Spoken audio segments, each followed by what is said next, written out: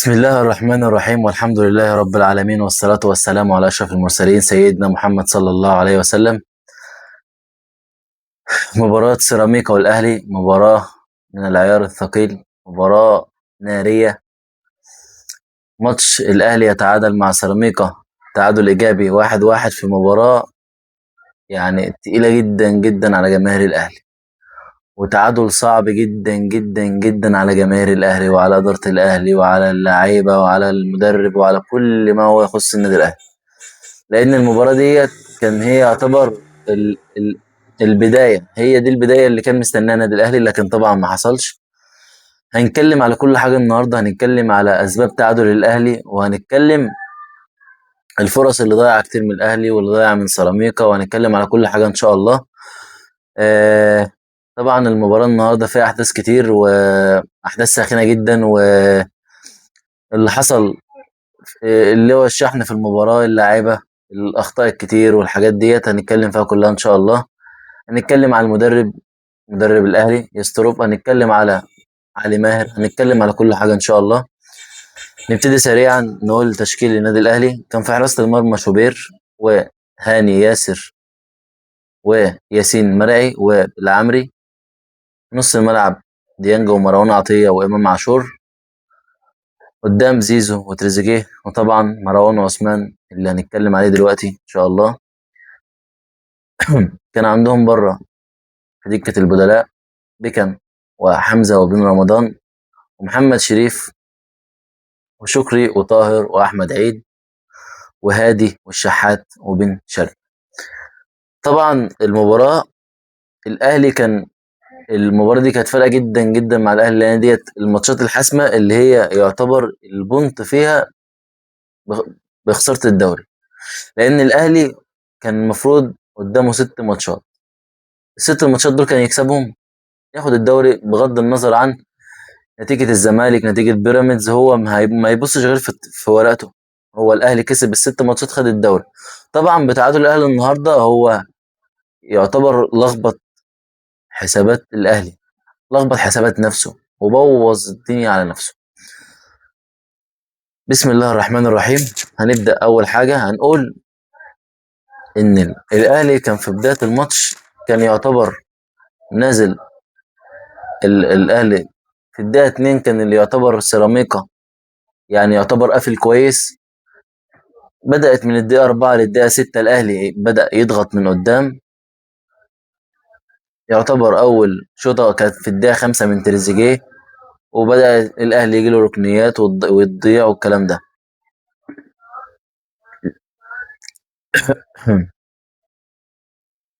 تمام. جينا للدقيقة 22، سيراميكا بدأ يمسك كرة شوية لحد ما ولكن الأهلي طبعا مقفل دفاعاته كويس. فضلنا كرة رايحة كرة جاية، لكن كان نص الملعب بتاع الأهلي برضو ما كانش. ديانج كان مبوظ اللعب، ما كانش في مستواه النهارده. تحسه كده مش مركز، مش تايه في الملعب. طبعا الغلطة بتاعت الجون اللي جا منه هنتكلم عليها دلوقتي، هنقول عليها كل حاجة إن شاء الله. لحد ما اجى في الدقيقة 39 هدف مباغت جدا جدا، ما كانش حد توقعه. لو سألت مين ما كانش حد يقول لك ان ممكن الشوطة دي تتشاط في الوقت ده من فخر لقاي، اللي هو يعتبر نجم سيراميكا او نجم اللقاء. بالنسبة للمباراة ديت كان هو نجم اللقاء فخر لقاي. بيلعب بروح، بيقاتل على كل كورة، بيهاجم، بيلعب مع زمايله، ولعبه إجابة على المرمى، بيشوط. فاهم؟ طبعا تسديدة صاروخية من فخر لقاي، يعني بسوء تقدير أو معرفش يتعامل معاها كويس مصطفى شوبير، تخبط في إيده وتخش جون. طبعا جون 100%، والجون ده قلب الماتش، هو اللي شقلب الماتش وخلى الماتش بعد ما الأهلي كان المفروض بيفكر إنه هو يكسب 1-0 أو يطلع على الأقل تقدير خالص خالص خالص خالص، يطلع الشوط الأولاني متعادل، ما يكونش دخل في مرمى هدف، عشان ما يكونش خسر الماتش من قبل الشوط الثاني. لكن اللي حصل العكس كده ان سيراميكا جاب هدف مباغت جدا جدا جدا في توقيت مثالي بالنسبه لسيراميكا، وتوقيت ما كانش حد متوقعه. طبعا الاهلي بعد الهدف فضل ضاغط من قدام لحد اخر الشوط الاولاني. بيحاول يقاتل على كل كوره. الاهلي كان قريب جدا جدا جدا ان هو يسجل، بس طبعا مفيش حد بيلعب براسه في النادي الاهلي كويس. حتى بعد نزول شريف برضه مفيش. يعني هو المفروض ان انت بتلعب مروان عثمان تكون مطلع زيزو، لان زيزو طبعا معروف ان هو بيلعب عرضيات عرضيات عرضيات. تمام. انت طلعت زيزو بتنزل شريف؟ طب ازاي؟ يعني المفروض شريف بيلعب بدماغه كويس. بس مين بقى اللي هيلعب له؟ مفيش حد. انت طلعت زيزو اللي هو يعتبر بيلعب بدماغه، وسبت محمد شريف. سوري، سبت مروان عثمان. وبعد كده طلعت مروان عثمان ونزلت محمد شريف، وطلعت زيزو اللي المفروض تسيبه عشان يلعب الكرات العرضية لمحمد شريف. لكن طبعا هنتكلم عليها بعدين. نتكلم على هدف لقاي، وانه غلط طبعا من ديانج، وان ديانج هو غلط في الباص، فطبعا اجت لفخر لقاي وتسديده صاروخيه طبعا. نبدا بدايه الشوط الثاني، وتغيير منطقي جدا بخروج ديانج ونزول الشحات، لانه كان المفروض فعلا ده اللي كان يحصل، وده اللي حصل فعلا، ان هو خرج ديانج ونزل حسين الشحات اللي فرق جدا جدا مع اداء النادي الاهلي. طبعا سيطره من سيراميكا في الدقيقه 51.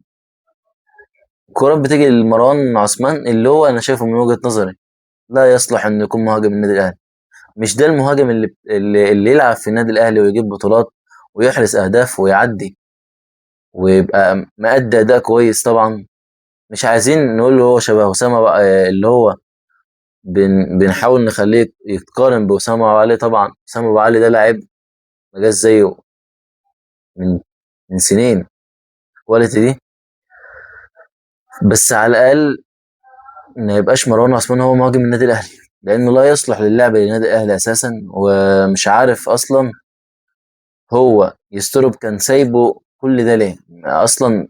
هو فعلا لا يصلح. مفيش كوره، كل كوره بيدخل عليها يا اما بيخش عليك غلط، ما بيعرفش يقطعها، بيضيعها بسرعه. الكوره ما فيش منه اي حاجه خالص. فهو طبعا تغيير منطقي جدا جدا جدا ان هو يخرج مروان عثمان. بعدين طبعا فضل المباراة تدخلات عنيفة. تدخل عنيف على إمام عاشور في الدقيقة 53. تريزيجيه ضيع فرصة في الدقيقة 55. طبعا الأهلي بدأ يجي له ركنيات. طبعا الأهلي كان جاي له ركنيات كتير في الماتش دوت. نيجي بقى الأهلي عمل نفس الشوط الأولاني. في الدقيقة 56 ضاغط برضو من قدام بيحاول يدرك التعادل.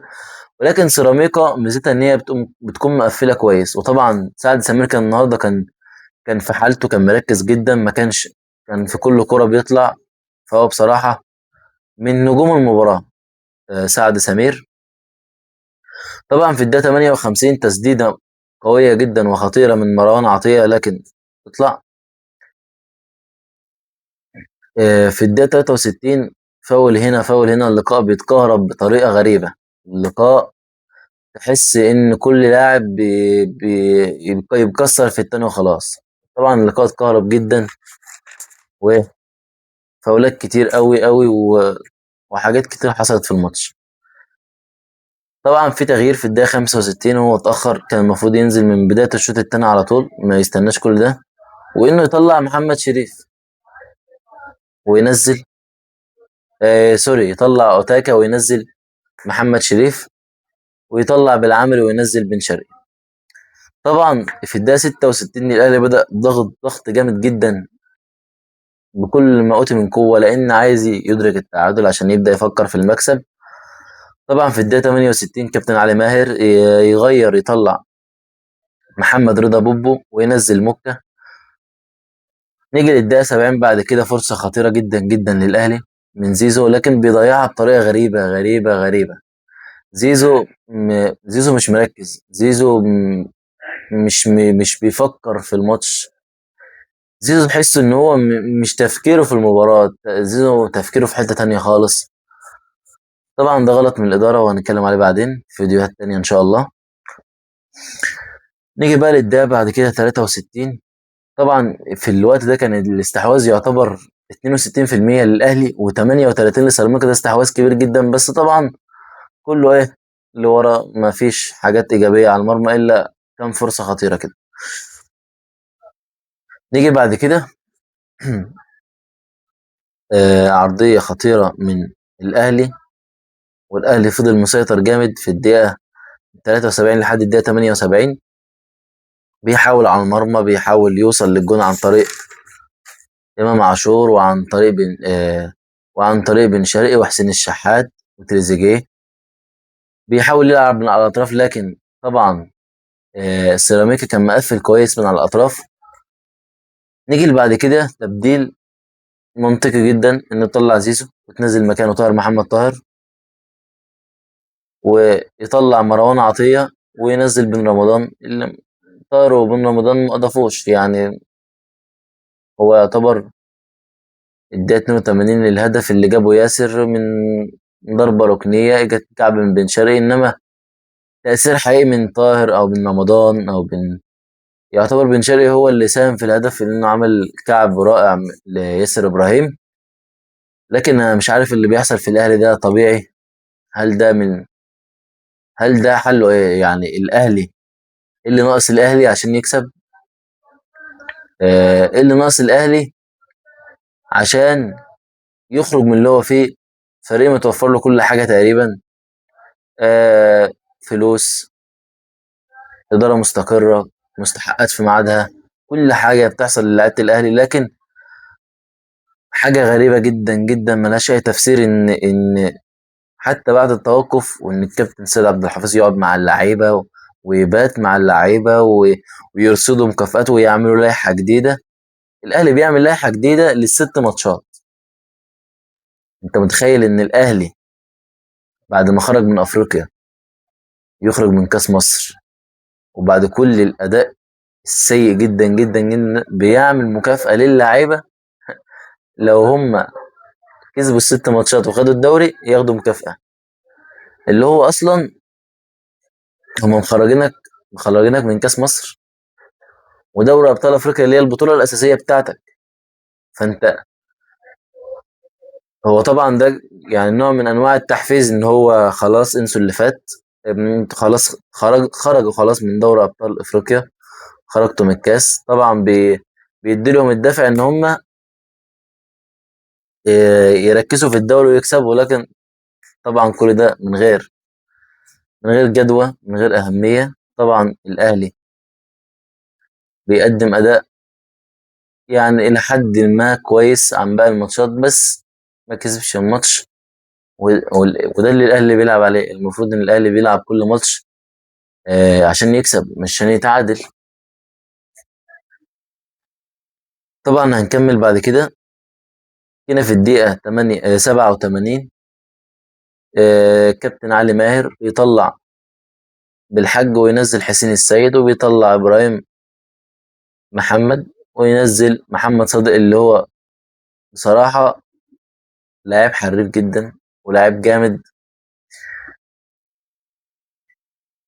طبعا الدقيقة 88 وكورة كورة غريبة عجيبة بتضيع من نادي سيراميكا. يعني الكورة دي لو كانت دخلت كان خلص الماتش، ولا كانوا هيستنوا بقى لضربة جزاء تتحسب ما تتحسبش، ولسه بالمناسبة هنتكلم عليها دلوقتي. لكن مجمل المباراة مباراة حماسية، مباراة يعني ند بند. السيراميكا النهارده كان ند للنادي الأهلي قوي جدا جدا، وده المتوقع من نادي سيراميكا. لأن نادي سيراميكا مش نادي بينافس على الهبوط او نادي متوسط، لا ده نادي السيراميكا دلوقتي من النوادي الكبيره جدا جدا اللي ليها تقل في الدوري المصري. هنكمل. يجي بعد كده الدقيقه 89 برضو فرصه خطيره جدا جدا من سيراميكا في غفله من دفاع النادي الاهلي طبعا.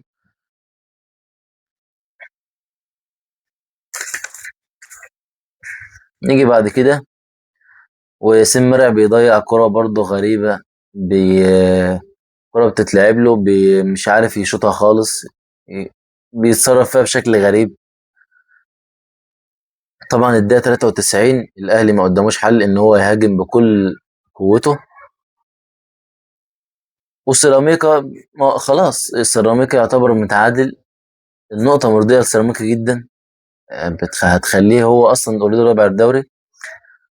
الدقيقة 99 طبعا من الدقيقة 94 للدقيقة 100 أو 99 تحكيم الأهلي ضربة جزاء مش ضربة جزاء، خبطت في إيده، لا إيده في إيده جنبه، لا مش عارف إيه. آه، لقطة جدلية جدا جدا وهيحصل عليها كلام كتير، واحتمال ما نشوفش الحكم ده بيحكم تاني. ولقطة غريبة برضو، يعني لقطة مش ملهاش تفسير. لقطة يعني قد تكون لقطة الأسبوع. اللقطة ديت هي هيفضل يتكلم عليها كل الناس. لا ضربة جزاء، لا مش ضربة جزاء، أصل إيده جنبه، أو اللي هيخترع قانون واللي مش هيخترع قانون وكل حاجة. يعني نفس الكورة كانت مع نفس الفرقة سيراميكا، وإجت في لاعب الأهلي، وطبعا قال لك من إيده لرجله واتحسبتش والكلام ده وعدت. لكن مع الأهلي طبعا لسه هنشوفها الأيام الجاية هيحصل فيها إيه. طبعا عندنا كام نقطة هنتكلم عليها، وهو إن الأهلي عنده الماتش الجاي إن شاء الله يوم 11 آه، هيلاعب سموحة. هيلاعب سموحة إن شاء الله يوم السبت إن شاء الله يوم 11/4. وسيراميكا برضو يوم السبت هيلاعب إنبي اللي كسبان النهاردة 2-0. ومن قبل آخر مباراة اللي هو كان لعبها مع بيراميدز، المباراة ديت هتديله دفعة قوية جدا قدام سيراميكا. وسيراميكا برضو هيبقى عندها دفعة اللي هي متعادلة مع الأهلي بكل النجوم اللي فيه طبعا. آه تاني حاجة هنتكلم على المدرب. المدرب اللي هو لا يصلح لتدريب النادي الأهلي، ولا يصلح أن يكون مدرب لنادي بحجم النادي الأهلي. يسترب هو واقف على الخط. يا راجل في حد في مدرب يمسك النادي الأهلي يلبس لي جاكيتة فوق البدلة وعايزه ينجح مع الأهلي؟ ما علينا. الأهلي جايب مدرب لا يصلح إنه يدربه، لأنه ما بيقراش المباراة، ما بيشوفش اللعيب، ما بيشوفش تحركات اللعيبة، ما بيعرفش يوظف اللعيبة كويس. ما عندوش حتة تقدير المباراة. هو لو عنده تقدير المباراة كان من بدري طلع ديانج. انت طلعه. هو لاعب مش كويس في الماتش. هو بقى من اول الماتش باين ان هو مش كويس، طلعه. ايه يعني لازم مش لازم تستنى لبداية الشوط التاني؟ عادي طلعه. طلعه في الدقيقة 30 مش تفرق. طلعه في الدقيقة 40 قبل الشوط التاني. المهم انت دلوقتي، ونتكلم على حتة زيزو تاني لانها برضه مش منطقي. انت بادئ بزيزو يبقى تبدأ بمحمد شريف، ما تبدأش بمروان عثمان اللي هو لا يصلح نهائي للنادي الاهلي. لاعب لاعب عادي جدا، لاعب عادي جدا جدا، يعني بطريقة غريبة. لاعب ما فيش منه اي خطورة. تحس ان الاهلي بيلعب ناقص واحد في الهجوم. ما فيش هجوم للنادي، ما فيش شكل للنادي الاهلي في الهجوم. ما فيش خطورة للنادي الاهلي. مش ده الهجوم بتاع النادي الاهلي. مش ده المهاجم اللي هيجيب بطولات للنادي الاهلي ويجيب اجوال للنادي الاهلي. مش هو ده. انت عايز واحد نوعية وسام ابو علي، من المهاجمين اللي هم الجامدين. انما مروان عثمان والناس ديت لا، ده ما ينفعش، لا يصلح. ما علينا. هنكمل على المدرب اللي هو قلنا لا يصلح. المدرب اللي هو ما بيقراش المباراة ومش مركز، وللأسف إدارة الأهلي مش عارفة تمشيه بسبب الشرط الجزائي الغريب اللي هو أصلا واحد مخرجك من كأس مصر ومخرجك من دوري أبطال أفريقيا وأنت مش عارف تمشيه. لان انت لو مشيت الدور 3 شهور هتكوع ملايين. فطبعا مفيش حد يقدر يمشيه. الراجل قاعد وكان مصيف، والاهلي خسران من دوري ابطال افريقيا. الاهلي طالع من دوري ابطال افريقيا وده بيصيف، ولا في الدماغ، مش مركز مع الاهلي، هو في دماغه الفلوس اللي هياخدها. انا قاعد، عاجبكم مش عاجبكم ادوني فلوسي. هو ده جاي ياكل عيش، واللي كاتب العقد لازم يتحاسب. هو اصلا كده. انت بتكتب العقد بناء على ايه؟ انت جايب مدرب، بتكتب في العقد انت لو كسبت كذا، لو كسبت كذا ليك مكافأة كذا. يعني لو انت كسبت مثلا دوري الابطال والدوري والكاس وكذا، ليك مكافأة مثلا شهرين، يصرف لك شهرين مكافأة. طب لو خرجت منهم، لا انا لو خرجت منهم عادي، انا قشطة، انا شغال عادي. تقدروا تعملوا معايا حاجة؟ ما تقدرش تعملوا معايا حاجة. حد هيقدر يمشيني؟ محدش هيقدر يمشيني. ليه؟ لان انا باجي بتشرط عليكم. مش ده اللي يتشرط على النادي الاهلي. مفيش حد يتشرط على النادي الاهلي ولا نادي الزمالك، لان دول انديه كبيره. هم انت اللي تتمنى تعدي من جنب النادي الاهلي او نادي الزمالك. طبعا انا مش بطبل للنادي الاهلي ولا بطبل لاي نادي، انا بتكلم من وجهة نظري، بتكلم اللي انا شايفه. اللي انت اصلا جايب مدرب، وللاسف انت هو اللي متحكم فيك، هو اللي مسيطر عليك بكل حاجه. يعني الاهلي لو كان خسر النهارده، هل هتقدر تمشي يسترو؟ مش هتقدر تمشيه. هيفضل برضو قاعد، هيفضل قاعد على قلبك برضو، لان لو جيت تمشيه هتدفع له ملايين. طب وبعدين؟ طب اللي كاتب العقد ده ازاي ما يطلعش او يتعرف ان ده اللي عامل كده؟ ازاي الموضوع ده اصلا يفضل معدي عادي كده؟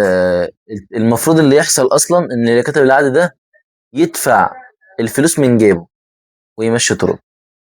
يعني طرق، على سبيل المثال، انت فاضل لك في عقدك كام شهر؟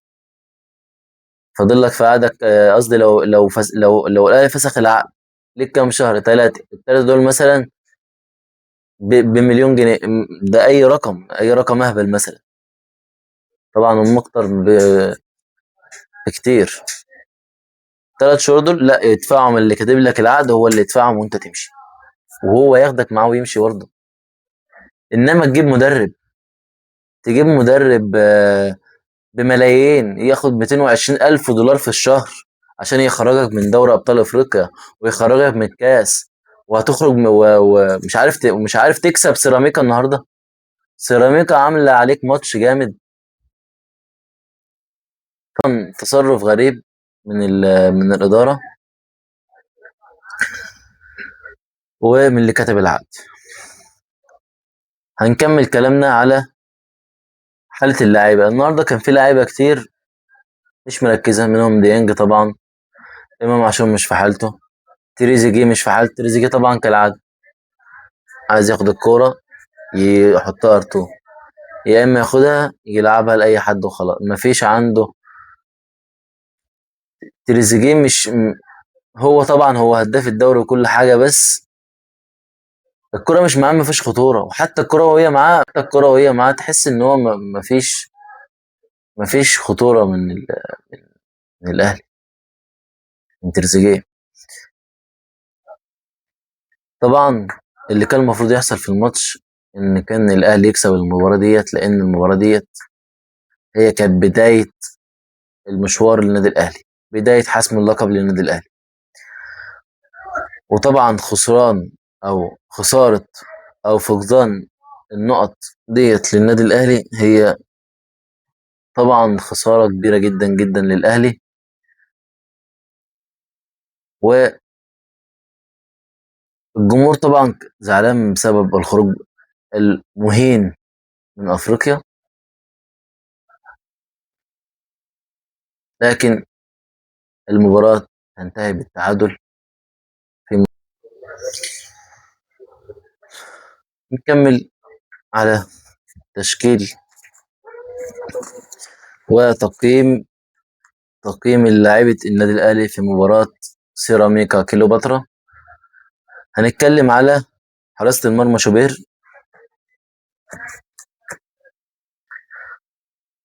4/10. محمد هاني 5/10. ياسر إبراهيم بسبب الهدف 7/10. ياسين مرعي 3/10. بالعمري 3/10. ديانج 0. مروان عطية 4/10. إمام عاشور 2/10. مجاش النهاردة. زيزو 0. تريزيجيه 2. مروان عثمان 0 لا يصلح للنادي الأهلي، مش ده مهاجم النادي الأهلي. بن شرقي لما نزل 5. حسين 6/10. طاهر ما حسيتش بوجوده خالص 0. شريف 0. بن رمضان 2/10. طبعا مباراة غريبة، مباراة عجيبة، مباراة تحمل كل ترتيب الدوري المصري. أصبح نادي الزمالك متربع على صدارة الترتيب ب 46 نقطة. البيراميدز الثاني ب 43 نقطة. الأهلي بعد التعادل 41 نقطة. وسيراميكا 39 نقطة. طبعا الدوري بيشتعل أكتر ما هو مشتعل. الزمالك هيبدأ يديله دفعة معنوية كبيرة طبعا، وهو راح يلعب الجزائر شباب بلوزداد. طبعا مباراة هتبقى نارية، انتظرونا إن شاء الله فيها. في آخر حلقة حابب أشكر أي حد بيتابعني. طبعا ما تنسوش اللايك والسبسكرايب، وانتظروني في كل حلقة إن شاء الله، وكل حاجة نتكلم فيها بإذن الله. وبس، وشكرا لكم على متابعتكم. سلام.